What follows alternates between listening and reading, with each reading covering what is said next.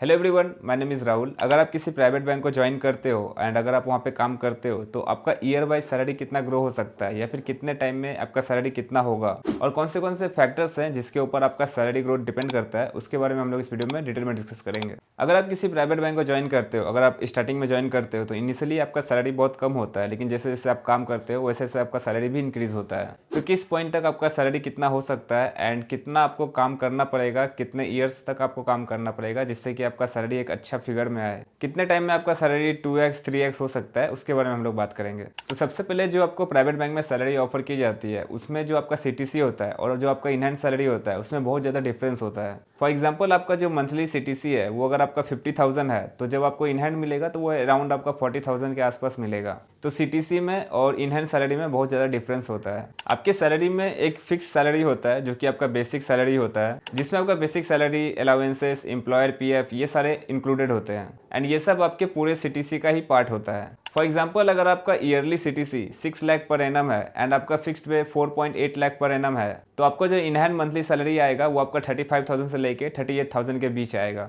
And आपके CTC में एक दूसरा जो कंपोनेंट होता है वो होता है वेरिएबल पे या फिर परफॉर्मेंस बोनस, एंड ये डिपेंड करता है इंडिविजुअल परफॉर्मेंस के ऊपर या फिर टीम परफॉर्मेंस के ऊपर या फिर ब्रांच या बिजनेस परफॉर्मेंस के ऊपर। और आपका वेरिएबल पे भी बढ़ता रहता है जैसे जैसे आप हायरार्की में ऊपर जाओगे, जैसे जैसे आपका ग्रोथ होगा, आपका हायर पोस्ट मिलेगा, वैसे से आपका वेरिएबल पे भी बढ़ता जाएगा। एंड वेरिएबल पे आपका डिपेंड करता है, कभी कभी ये आपके सीटीसी का 10% हो सकता है, कभी कभी 5% हो सकता है, 20% हो सकता है, 40% हो सकता है। तो ये आपके परफॉर्मेंस के ऊपर डिपेंड करता है, जैसा आपका परफॉर्मेंस होगा उसके अकॉर्डिंग आपको वेरिएबल पे मिलेगा। फॉर एग्जाम्पल, अगर आपका फिक्स्ड पे 8 लाख पर एनम है एंड आपका वेरिएबल पे 2 लाख पर एनम है तो आपका जो सैलरी मिलेगा वो आपका 10 लाख पर एनम हो सकता है। एंड तीसरा जो कंपोनेंट आपके सीटीसी में हो सकता है वो है इंसेंटिव, एंड ये मोस्टली सेल्स के रोल्स पे ही ऑफर की जाती है। अगर आप सेल्स के प्रोफाइल पे हो तो इंसेंटिव आपके सैलरी में एक ह्यूज डिफरेंस ला सकता है। बैंक के कुछ प्रोडक्ट एंड सर्विसेज होते हैं जिसको अगर आप सेल करते हो तो उसके अकॉर्डिंग आपको इंसेंटिव मिलती है, जैसे कि इसमें से आपका कासा हो सकता है, current account, savings account, loans, credit cards, FD, insurance, ये सारी चीजें हो सकती है, या फिर कोई बड़ा इन्वेस्टमेंट करवाना। बेसिकली अगर आप बैंक को बिजनेस ला के दोगे, जितना उनका प्रोडक्ट एंड सर्विसेज को सेल करोगे उसके अकॉर्डिंग ही आपको इंसेंटिव मिलेगा।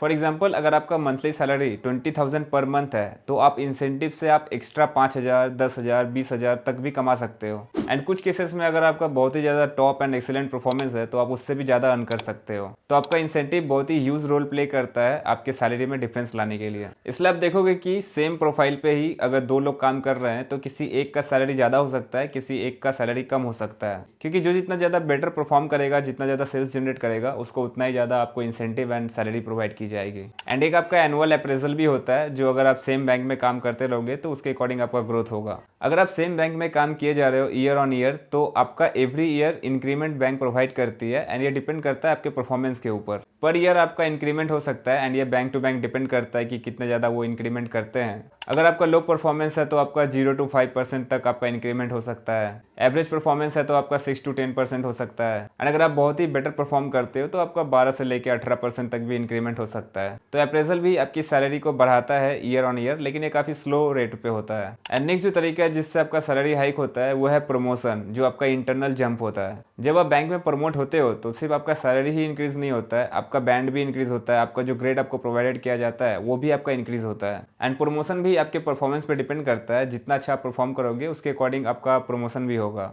एंड जैसा आपका परफॉर्मेंस रहेगा उसके अकॉर्डिंग आपका 15 से लेकर 30% तक भी आपका प्रमोशन, आपका सैलरी बढ़ सकता है। फॉर एग्जाम्पल, अगर कोई रिलेशनशिप मैनेजर है, अगर वो सीनियर रिलेशनशिप मैनेजर बन जाता है तो उसका सैलरी भी जंप होगा। सेम अगर कोई ऑपरेशंस ऑफिसर है एंड अगर वो मैनेजर बनता है तो उसमें भी उसका सैलरी जंप होगा। तो प्रमोशन से भी आपका सैलरी एक स्ट्रक्चर वे में ग्रो होता है। एंड एक और जो तरीका है जिससे आपका सैलरी में एक बिग जंप आता है वो है जॉब स्विच करने से। इसमें आपका सैलरी काफ़ी हाई रेट पे इंक्रीज हो सकता है। अगर आप किसी बैंक में काम करते हो, अगर आप उसमें 2 से 4 साल काम किए हो, तो अगर आप बैंक को स्विच करते हो, किसी दूसरे बैंक में ज्वाइन करते हो तो वहाँ पे आपको एक अच्छा खासा सैलरी जंप मिलेगा। आपको 20% से लेके आपको 35% तक भी आपको सैलरी जंप मिल सकता है। तो जॉब स्विच करने से आपको एक हायर सैलरी ग्रोथ मिल सकता है। अब अगर बात करें कि ईयर वाइज आपका सैलरी कितना ग्रो कर सकता है, तो अगर आप एंट्री लेवल पोस्ट पे सिलेक्ट होते हो, एंट्री लेवल पोस्ट जैसे कि आपका कस्टमर सर्विस ऑफिसर हो गया, सेल्स ऑफिसर हो गया, जूनियर रिलेशनशिप मैनेजर, ये सारे एंट्री लेवल पोस्ट में आते हैं। अगर आप इन पोस्ट पे ज्वाइन करते हो तो आपका जो सैलरी होगा वो आपका 3 लाख पर एनम से लेके 4 लाख पर एनम के आसपास रहेगा।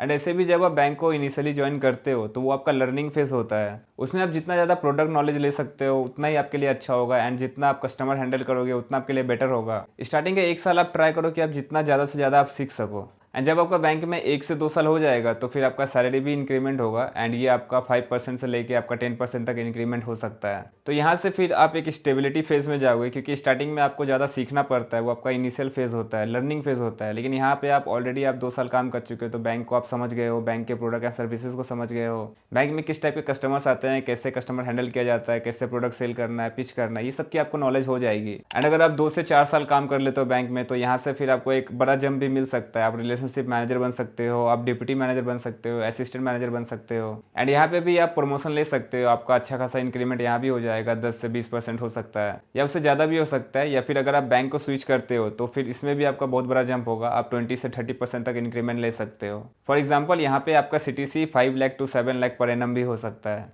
जब आप 3-4 साल काम कर लेते हो बैंक में, उसके बाद जब आप बैंक को स्विच करते हो तो आपको ज़्यादा अच्छा हाइक मिलता है। तो या तो आप सेम बैंक में रह के आप प्रमोशन ले सकते हो, उसमें भी आपका सैलरी बढ़ेगा, या फिर अगर आप बैंक को स्विच कर लेते हो तो उसमें आपका ज़्यादा सैलरी इंक्रीमेंट हो सकता है। एंड इसके बाद जब आप 4-5 साल या फिर 6 साल काम कर लेते हो तो आप सीनियर पोस्ट पे चले जाते हो। आप रिलेशनशिप मैनेजर से आप सीनियर रिलेशनशिप मैनेजर बन सकते हो, या फिर ब्रांच में आप कोई एक टीम लीड कर सकते हो। एंड यहाँ पे भी आपका जो सैलरी इंक्रीमेंट होगा वो डिपेंड करेगा आपके परफॉर्मेंस के ऊपर। यहाँ पे जो आपका CTC होगा वो आपका 7 लाख से लेकर 12 लाख पर एनम तक भी हो सकता है। एंड इसके बाद जब आप 5 से 7 साल बैंक में काम कर लोगे तो आप बैंक के मैनेजर भी बन सकते हो। जब आप बैंक मैनेजर बनते हो तो फिर आपका अच्छा खासा ग्रेड बढ़ता है, आपका अच्छा खासा प्रमोशन होता है, एंड आपको एक ब्रांच लीड करने के लिए दे दिया जा सकता है कि स्मॉल ब्रांच आपको लीड करने के लिए दे दिया जाएगा। एंड इसमें जब आप ब्रांच का टारगेट मीट करोगे या फिर पूरा टीम का ओवरऑल परफॉर्मेंस जैसा होगा उसके अकॉर्डिंग फिर आपका भी प्रमोशन होगा, एंड आपको भी इंसेंटिव मिलेगा। एंड अगर आप बैंक में 7 से 10 साल काम कर लेते हो तो फिर आपको एक बड़ा ब्रांच आपको लीड करने के लिए दे दिया जा सकता है, या फिर आपका प्रमोशन भी हो सकता है, आपका और भी ग्रेड बढ़ सकता है, आप क्लस्टर मैनेजर भी बन सकते हो।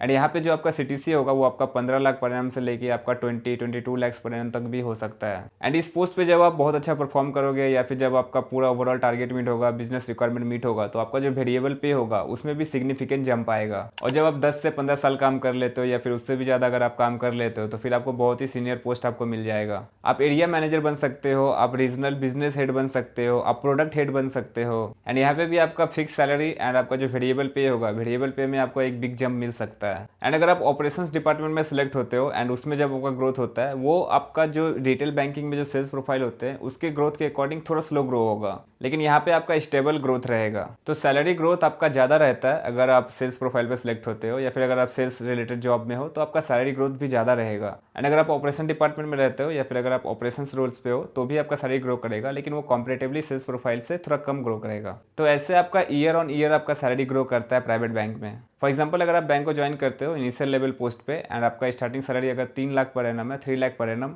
तो जब आप बैंक में 4-5 साल काम कर लोगे तो आपका salary 7 to 8 lakh per annum भी हो सकता है। और जब आप 8 से 10 साल काम कर लोगे तो आपका सैलरी 10 लाख से 15 लाख पर एनम भी हो सकता है। एंड जैसा आपका परफॉर्मेंस रहेगा, जितना ज़्यादा आपका स्किल्स रहेगा, उसके अकॉर्डिंग आप बहुत ज़्यादा सैलरी भी अर्न कर सकते हो। आप 3x 4x ग्रोथ भी ले सकते हो बैंक में। तो इसलिए अगर सेम बैंक में जिस पोस्ट पर आप हो एंड सेम पोस्ट पर कोई और भी है सेम ही बैंक में, तो उसका सैलरी डिपेंड कर सकता है एंड डिफर कर सकता है। अगर आपको बैंक में एक अच्छा एंड हायर सैलरी ग्रोथ चाहिए तो आपको एक करेक्ट ट्रैक को चूज करना पड़ेगा। आपको टारगेट कंसिस्टेंसी के साथ आपको मीट करना पड़ेगा। और अगर आप बैंक को स्ट्रेटेजिकली अगर आप स्विच करते हो तो एक अच्छा सैलरी जंप भी आपको मिल सकता है। एंड जितना ज़्यादा अगर आप अपना स्किल्स पे काम करोगे, जितना ज़्यादा आप सेलिंग स्किल्स सीखोगे, जितना ज़्यादा आप रिस्क स्किल्स सीखोगे, उतना ही बेटर अपॉर्चुनिटीज भी आपके लिए ग्रो करेगा। कुछ रीजंस हैं जिसके कारण आपका सैलरी या तो ग्रो नहीं करता है या फिर अगर ग्रो करता भी है तो बहुत कम रेट पे ग्रो करता है। जैसे कि आप एक ही रोल में बहुत ज़्यादा टाइम तक, बहुत साल तक आप काम करते जा रहे हो तो आपका सैलरी बहुत ही धीरे धीरे ग्रो करेगा। अगर आप नॉर्मल एंड डेली वर्क किए जा रहे हो एंड अगर आप परफॉर्मेंस प्रेशर नहीं ले रहे हो तो इससे भी आपका सैलरी ज़्यादा ग्रो नहीं करेगा। अगर आप year on year skills develop नहीं कर रहे हो या फिर अपने स्किल्स को अपग्रेड नहीं कर रहे हो तो इससे भी फिर आपका सैलरी धीरे धीरे ग्रो करेगा। और अगर आपका सैलरी ऑलरेडी बहुत धीरे धीरे ग्रो कर रहा है एंड उसके बाद भी अगर आप बैंक को स्विच नहीं करते हो तो आपका सैलरी ग्रोथ भी धीरे धीरे ही होगा, क्योंकि जब आप स्विच करते हो तो ज़्यादा बड़ा जंप मिलता है। लेकिन अगर आपको सेम बैंक अच्छा परफॉर्मेंस बोनस दे रहा है, आपको अच्छा इंक्रीमेंट दे रहा है, तो आप सेम सेम बैंक में भी रह सकते हो, नहीं तो आप बेटर है कि आप कोई दूसरे बैंक को ज्वाइन करो,